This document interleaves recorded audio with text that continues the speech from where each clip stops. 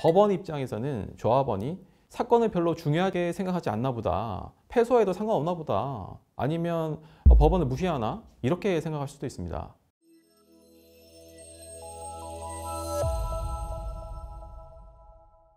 안녕하세요. 부동산 전문 김민중 변호사입니다. 최근 정부의 재건축 규제 완화에도 리모델링 시장이 활기를 되찾고 있습니다. 특히 용적률이 높은 단지를 중심으로 리모델링을 선호하는 경향이 있는데요. 조합원 간의 갈등 문제와 추가 비용 부담 문제가 계속되면서 리모델링이 새로운 대안으로 떠오르고 있습니다. 리모델링은 재건축에 비해 준공 기준이 엄격하지는 않고요. 기부 체납이나 공공임대주택 건설 조건이 없어서 인허가 절차도 간단한 측면이 있습니다. 그리고 사업 소요 시간도 재건축에 비해 짧습니다. 그런데 리모델링 조합이 많아지고 최근에 주택 가격이 상승하기 시작하면서 리모델링 주택 조합 매도 청구 소송도 계속해서 늘어나고 있습니다. 리모델링에 동의하지 않았을 뿐인데 소유권 이전 등기 청구 해소, 매도 청구 소송이라고 하는데요. 매도 청구 소송 소장을 받게 되시는 경우가 많습니다.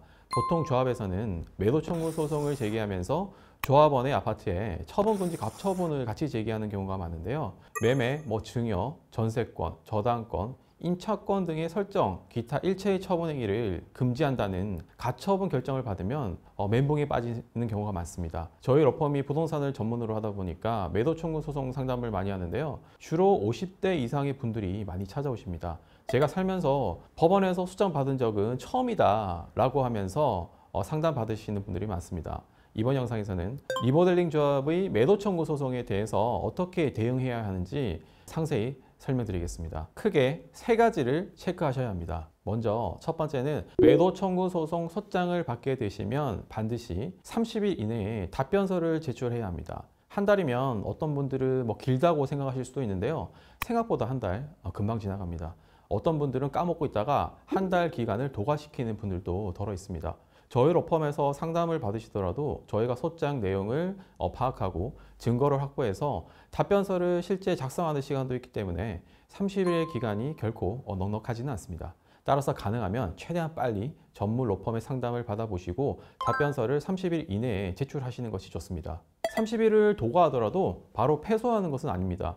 그런데 법원이 30일 이내에 답변서를 제출하라고 기재를 해서 서류를 보냈는데 별다른 이유도 없이 기간 내에 제출하지도 않고 그러면 인상이 좋지는 않겠죠. 법원 입장에서는 조합원이 사건을 별로 중요하게 생각하지 않나 보다, 패소해도 상관없나 보다, 아니면 법원을 무시하나 이렇게 생각할 수도 있습니다. 두 번째는 리모델링 허가를 신청하기 위한 동의율을 적법하게 확보했는지 반드시 확인을 하셔야 됩니다. 현행 주택법에 따르면 리모델링 주택조합이 매도 청구 소송을 제기하기 위해서는 리모델링 허가를 신청하기 위한 동의율을 확보해야 되는데요.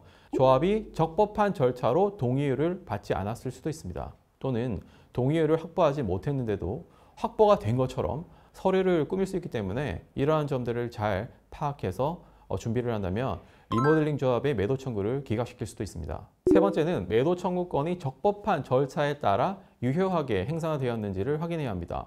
간혹 조합에서 지금 동의하지 않고 만약 최고장을 접수한 이후에 동의를 하시면 소송 비용을 물렸다. 그러니까 그 전에 무조건 가입하라 라고 하는 식으로 공문을 보내는 경우가 있는데요.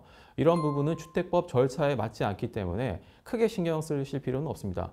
동의율이 충족되면 조합은 미동의자를 상대로 최고를 해야 하는데요. 최고에 대한 회답 기간은 2개월입니다. 최고라고 하는 것은 쉽게 말해서 아직까지 리모델링 조합에 동의를 안 했으니까 조합에 가입할지 말지 동의해달라고 독촉하는 통지를 의미합니다.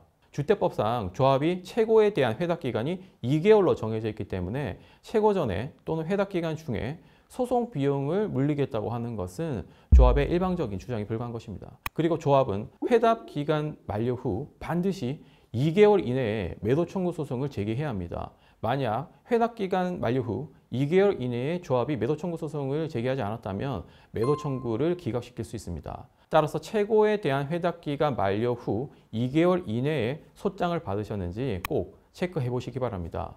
이렇게 리모델링 매도 청구 소송 대응 방법 세 가지를 살펴봤는데요. 추가적으로 처분 금지 가처분이 결정이 난 것에 대해서 엄청난 스트레스를 받으시는 분들이 있습니다. 그런데 가처분은 크게 신경 쓰지 않으셔도 됩니다.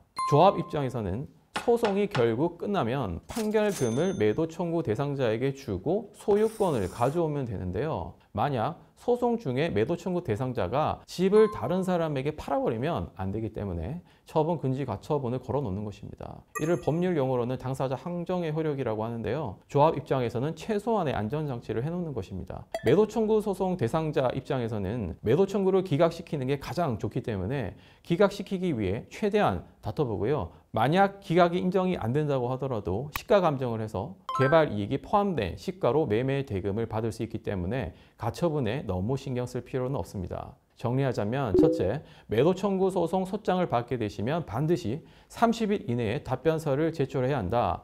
둘째, 리모델링을 하기 위해서는 동의율을 받아야 되는데 적법하게 확보를 했는지 꼭 확인을 해야 한다.